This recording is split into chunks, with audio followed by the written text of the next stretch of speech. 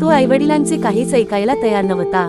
एक जुना पडका वाडा होता, त्यामध्ये दोघा भावांची वाटणी झाली होती। वाड्याचा थोडा जास्त भाग त्याच्या भावाला आला होता।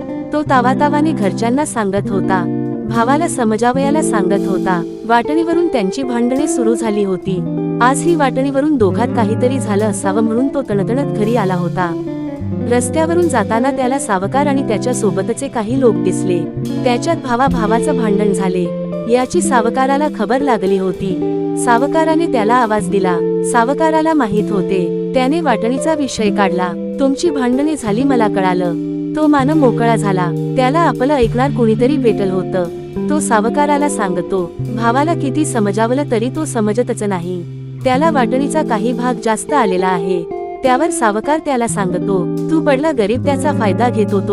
तो सावकाराला सांगतो, काय करावं मला कळत नाही।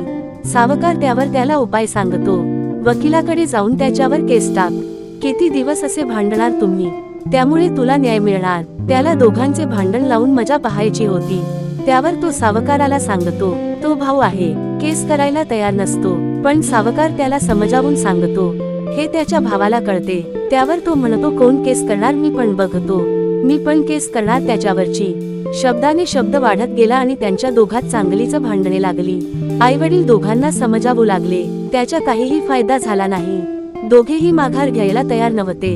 शेजारची लोक भांडणे पाहायला आली होती। दोघांनीही वाड्याच्या वाटणीसाठी एकमेकांवर केस केली होत्या। त्यासाठी घरातील पैसा दागदागिने सावकाराकडे गहाण पडली होती।